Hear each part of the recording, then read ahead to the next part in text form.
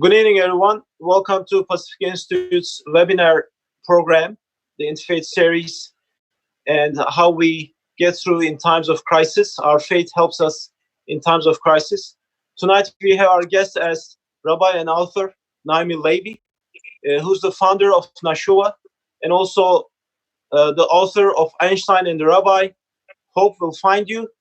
And then to begin again, which talks about rebuilding your life after bad things have happened, which is very relevant to our topic today. So, Rabbi Naomi Levy, can you talk about your movement, the Nashuva movement, and also the books you've written, please? Thank you, Attila.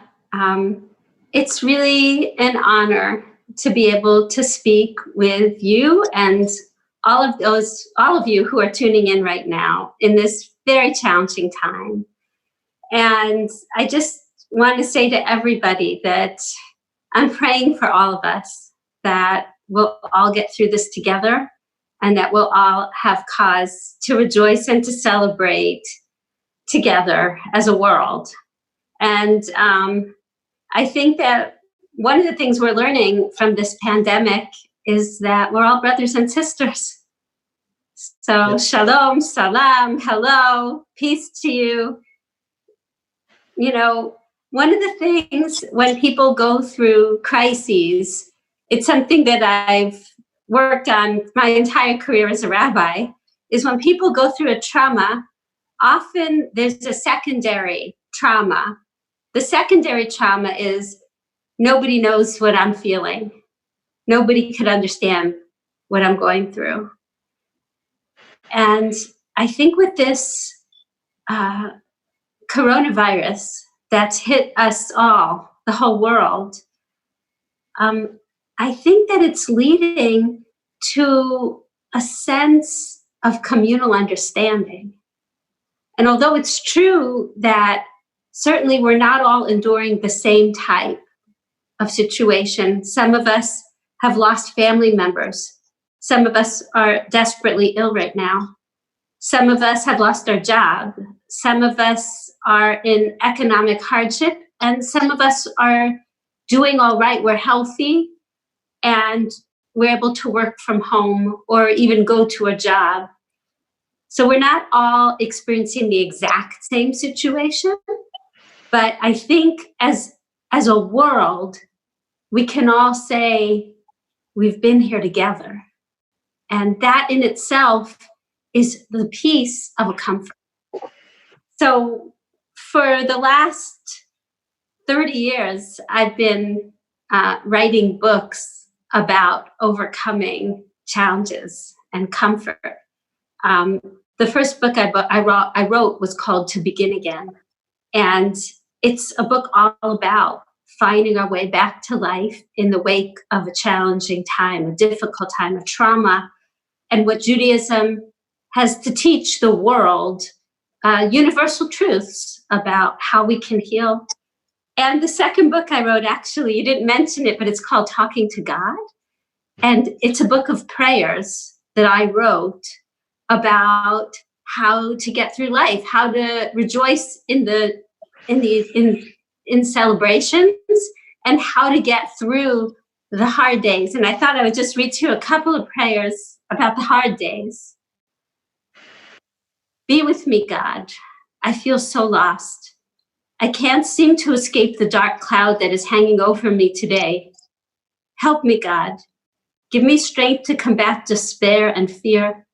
Show me how to put my pain into perspective.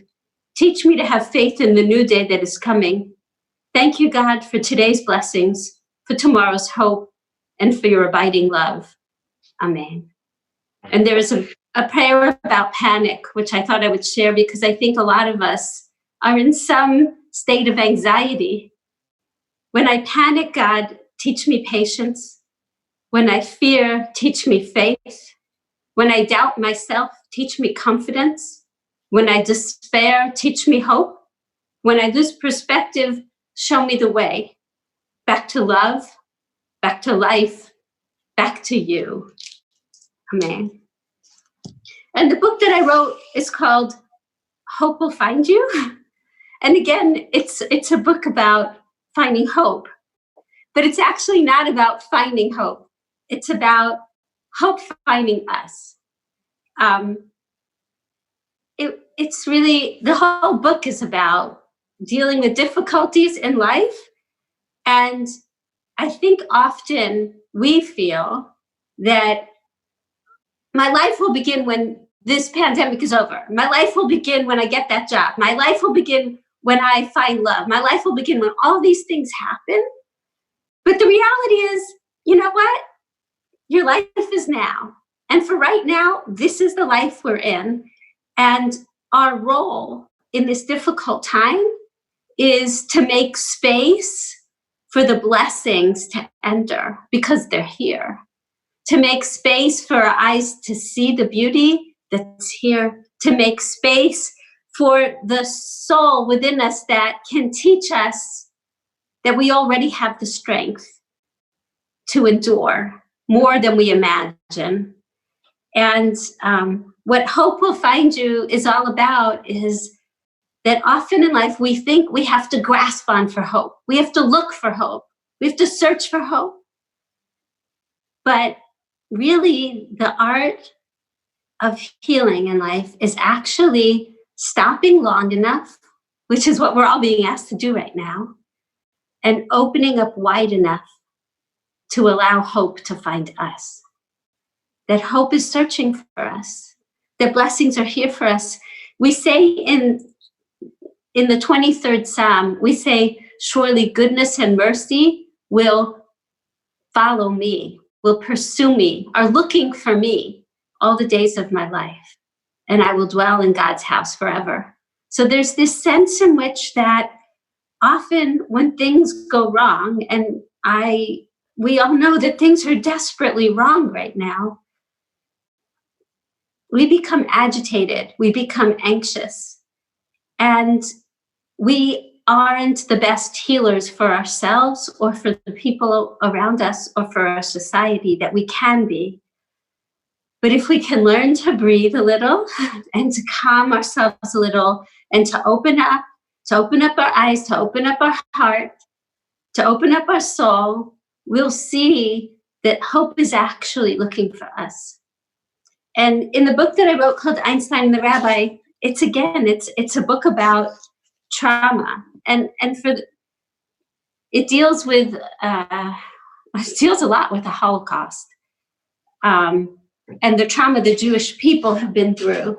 And there's no question that as a people, we've endured a lot of suffering.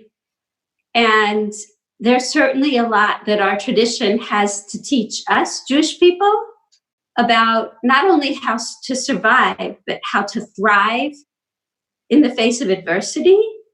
And I certainly know that there is wisdom that the Jewish people are teaching and have taught the world about human dignity, about love, about compassion, about inner strength, and about perseverance.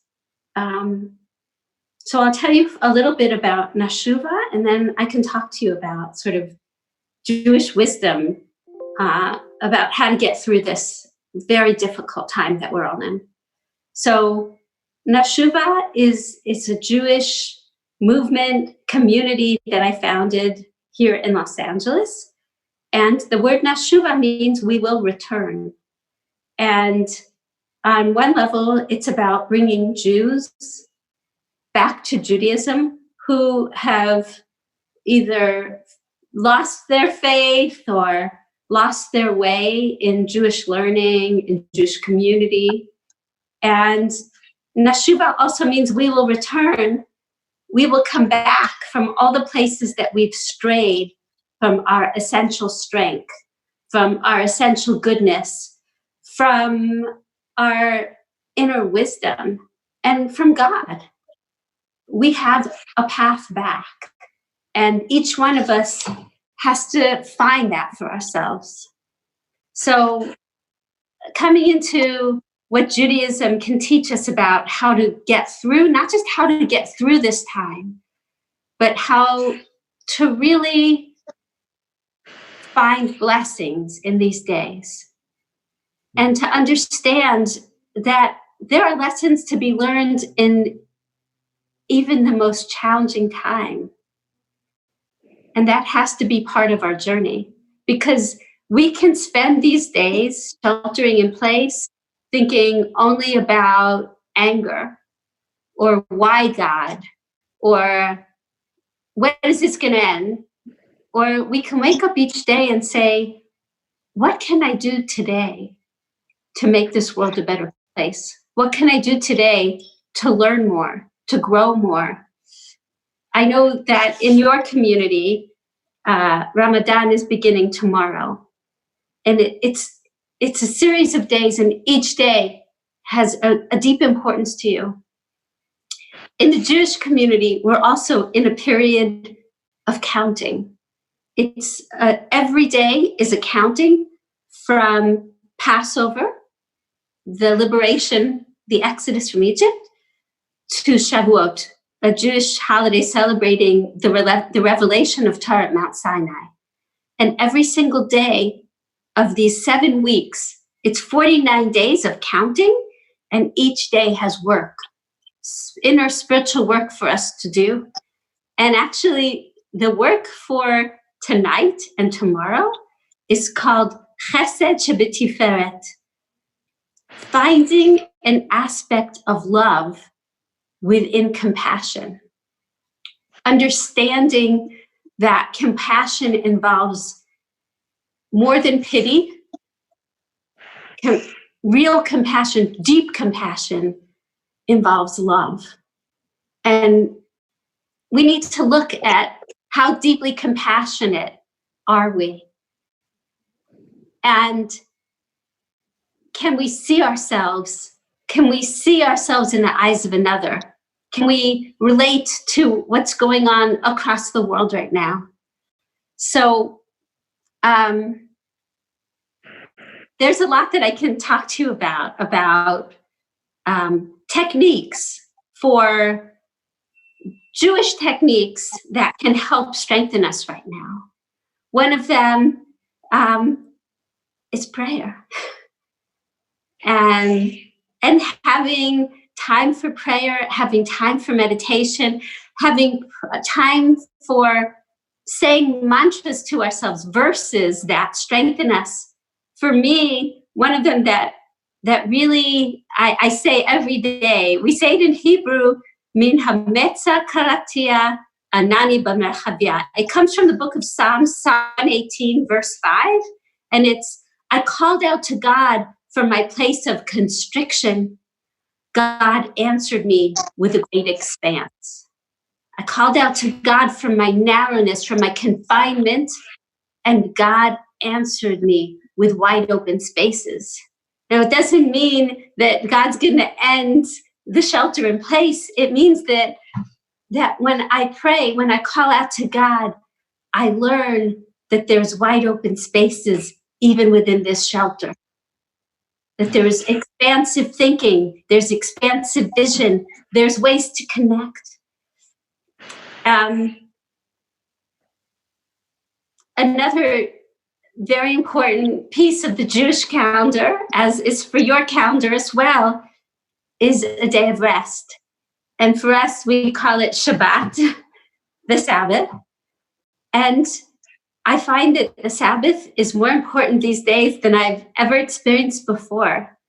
To take 24 hours, actually it's 25 hours, and to stop all work, and to stop checking the headlines, and to stop surfing the internet, and to just put it all aside, to experience rest, to let your mind rest, to let your heart rest, to let your ears rest, your eyes rest, and to spend sacred time with the people you love, whether you spend it in your home with the people you're sheltering in place with, or you're able to connect. And thank God we're living in the year 2020 where we can connect virtually with people we love, to experience a time of light and illumination and rituals and the lighting of candles and blessing people, putting your hands, whether it's on their head or putting your hands on their head virtually. If you want, I'll give all of you the blessing that I give every Shabbat. It's called the priestly blessing. I'll say it in Hebrew and then I'll say it in English.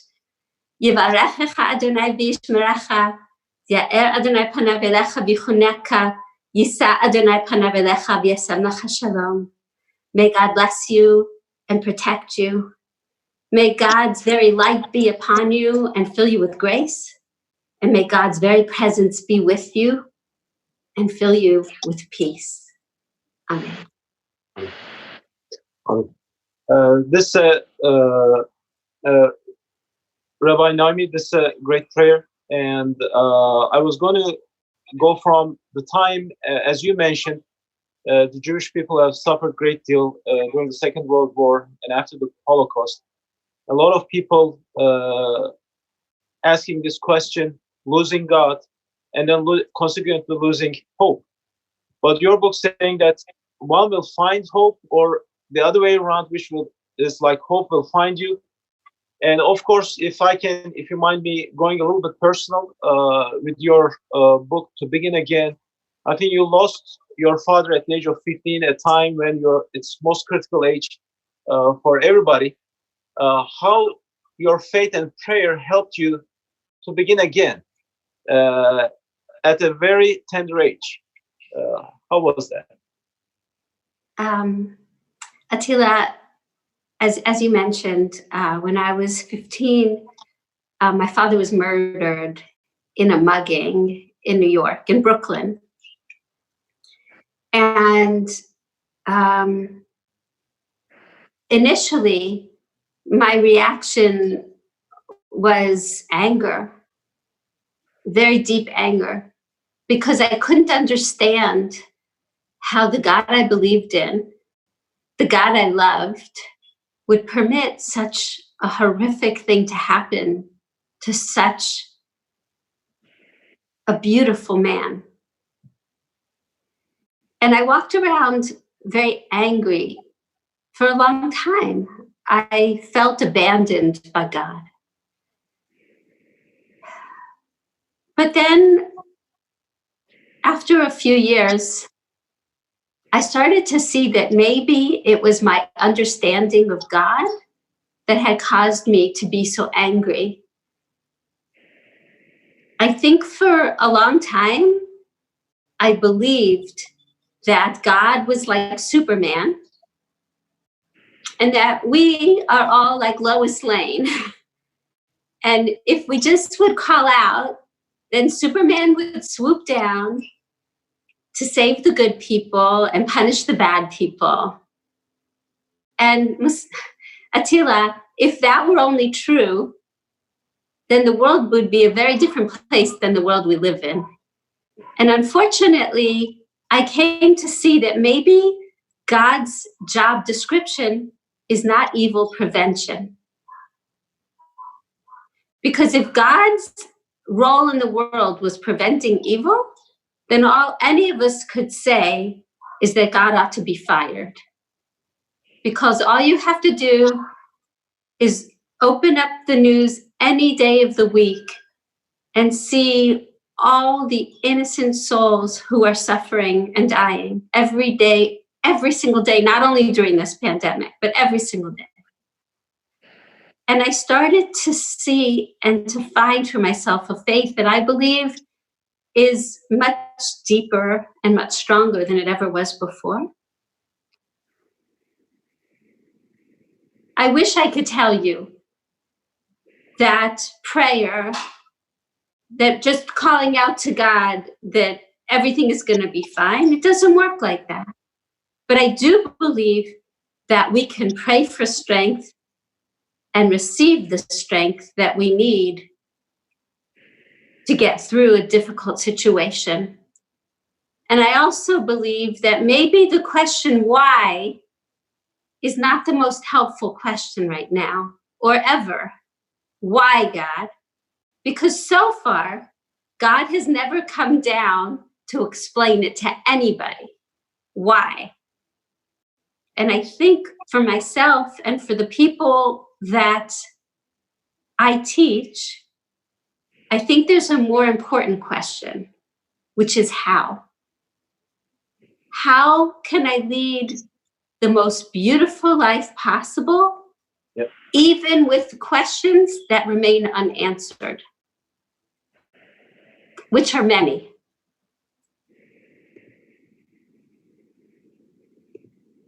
Yeah. Wonderful. Thank you. Now, you talked about Shabbat, and a friend of mine once described Shabbat as a kind of a withdrawing from life and living a life of paradise, because you're withdrawing yourself from the worldly things and then getting into deep prayer. Did Shabbat help you in this time of healing in your teenage years and afterwards? Yes. Shabbat, the rabbis say that Shabbat is 1/60th of the world to come. 1/60th. It's a taste of the world to come. It's a time when you stop pushing to change things, and instead look around and appreciate things as they are, which isn't an always easy thing to do. But it's a time of celebration. It's a time of love. It's a time of leaving the hustle and bustle of the world behind. It's a time of prayer. It's a time to take care of yourself. It's a time to take care of the people around you. And it's always like a reset button. There's a reset button. And you know what? It marks the days. I was saying to somebody last week, I was wishing him a Shabbat Shalom, a happy, a peaceful Sabbath. And he said, wait, is it Shabbat again? It feels like I don't know what day of the week it is. Yeah. And I said, actually, the Sabbath marks your week, because the days leading up to Shabbat are days of anticipation. And the days after Shabbat are days of afterglow, where you're still reaping the benefits of what it means to rest, to pray, to study, to love, to be in a different kind of state of illumination. Wonderful. Thank you, Rabbi Naomi Levy, for this wonderful presentation. And this is Pacific Institute has a kind of a YouTube channel, which this will be a great resource for our later viewers, how we navigate through this pandemic and how our faith, what our faith teaches us in times of crisis.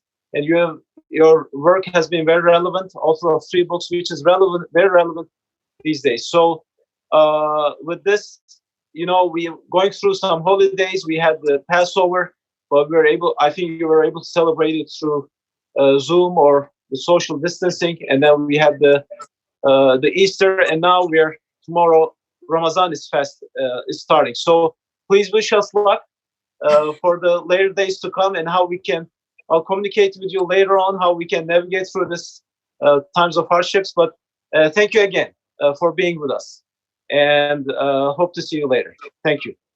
Thank you. Thank you. It's my joy, my honor.